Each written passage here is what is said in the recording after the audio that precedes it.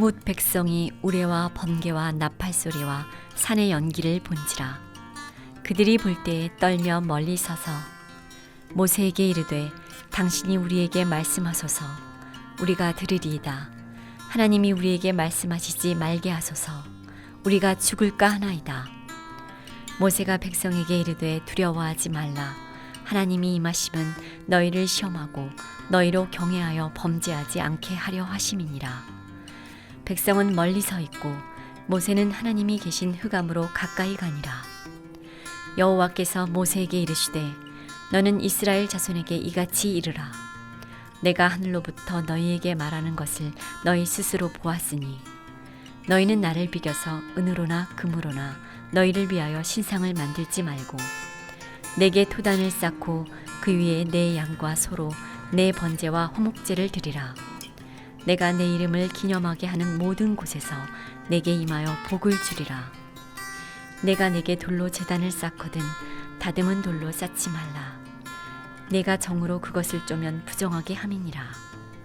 너는 층계로 내 제단에 오르지 말라.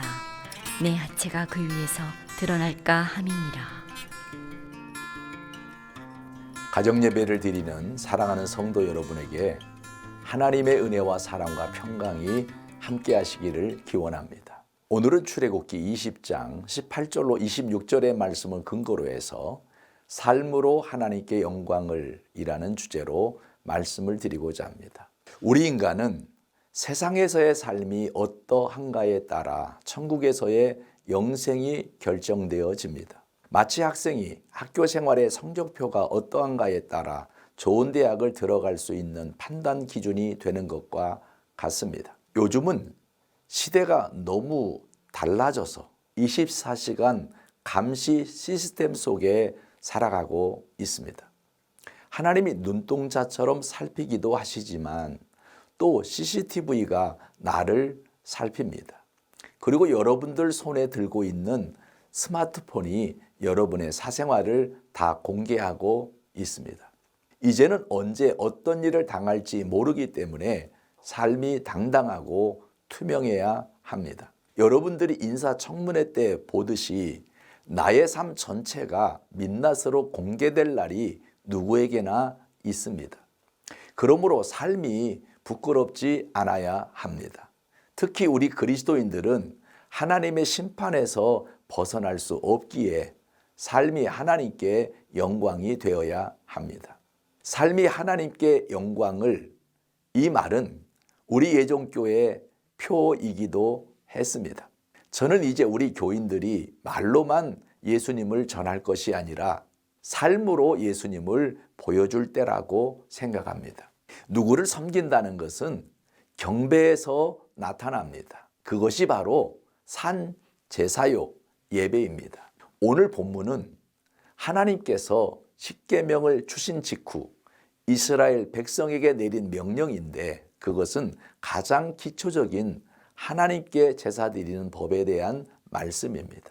우리가 하나님을 어떻게 섬겨야 할지에 대해 구체적으로 가르쳐 주셨는데 그 법은 복잡한 격식이 아니라 진정한 마음 자세를 중요시하고 있음을 보게 됩니다. 다시 말하면 삶이 예배가 되어야 한다는 것입니다. 우리 예수 믿는 사람들은 생명이 있을 때 가장 중요한 것이 예배입니다.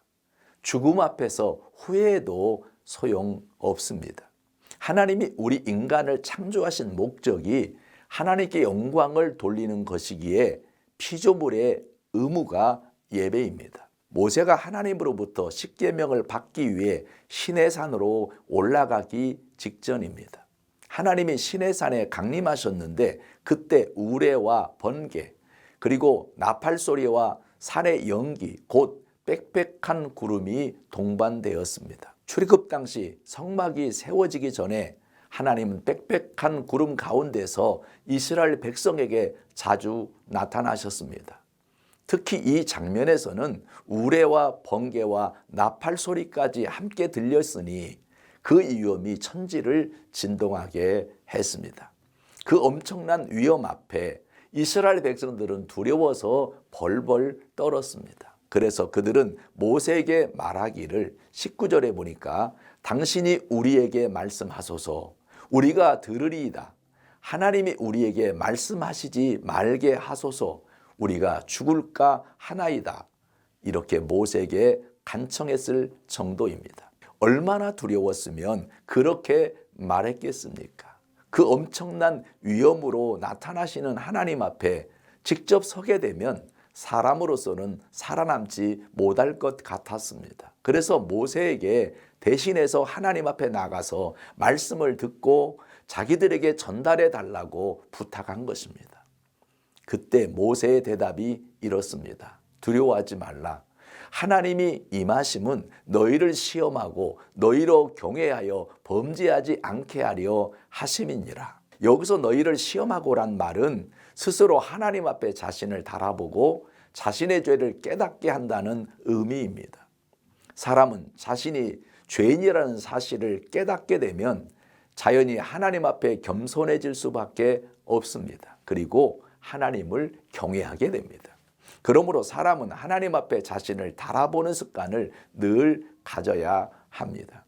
몸무게도 비만을 줄이기 위해서는 늘 달아보는 습관이 필요하듯이 죄를 줄이기 위해서는 하나님 앞에 자신을 늘 돌아보고 달아보는 습관이 필요합니다. 그래야 하나님을 향하는 경외심이 생기고 죄를 덜 짓게 됩니다. 베드로가 예수님이 하나님의 아들임을 깨닫게 되었을 때 그 앞에 엎드려 주여 나를 떠나소서 나는 죄인이로소이다 라고 고백한 장면이 바로 두려워 떠는 모습입니다. 하나님 앞에는 이처럼 영적으로 두려워 떠는 모습으로 나오게 되는 것입니다. 우리가 하나님을 만나기 전에는 꺼릴 것 없는 사람들이었지만 막상 그 하나님을 만나면 그 권세 앞에 자신의 죄를 돌아보게 되고 저절로 두려워 떨게 됩니다. 마치 차를 몰고 거리낄 것이 없이 달리다가 갑자기 경찰이 자기 차를 붙잡으면 내가 무엇을 잘못했는지 먼저 살피게 되는 것과 같습니다. 그 이유는 권세가 있기 때문입니다. 우리가 하나님 앞에서 자신의 저울을 달게 되면 자신이 죄인임을 인정하지 않을 수 없습니다. 그 죄를 가지고 하나님 앞에 겸허히 서 있을 수 없기에 두려워 떨게 됩니다. 그리고 앞으로는 죄를 짓지 말아야 하겠다라는 결단을 하게 됩니다. 이것이 삶이 예배가 되는 것입니다. 그러기 위해서는 말씀으로 내 몸을 살찌워야 합니다. 사람도 지방으로 살을 찌우면 안 되고 도리어 근육으로 단단한 몸을 만들어야 합니다. 영적으로도 그렇습니다. 세상의 기름진 체지방으로 살을 찌울 것이 아니라 하나님의 말씀인 고단백을 통해 단단한 영적인 근력을 키워야 합니다. 그래서 성경은 예수님을 말씀이 육신이 되어 우리 가운데 거하시게 된 분임을 강조하는 것입니다. 그리고 말씀으로 살을 찌운 다음 하나님과 화목해야 합니다. 부부간에도 화목해야 자식이 평안하고 삶이 행복해집니다. 마찬가지로 저와 여러분도 하나님과 화목해야 삶의 평안함이 있습니다. 화목의 비결이 바로 소통입니다. 또 소통의 통로가 바로 기도입니다. 그래서 그리스도인의 무기가 기도입니다. 하나님이 원하시는 것은 화려한 제단이 아니라 돌로 쌓은 제단이라도 좋습니다. 중요한 것은 제물입니다. 제사에는 제단이 중요한 것이 아니라 제물이 올려질 때 제단이 됩니다. 제단은 검소하게 쌓아도 그곳에 제물에 따라 번제를 드리기도 하고 화목제를 드리기도 합니다. 제물 없이는 아무리 단을 쌓아도 제단이 될 수 없지만 제물이 올려지면 제단이 되는 것입니다.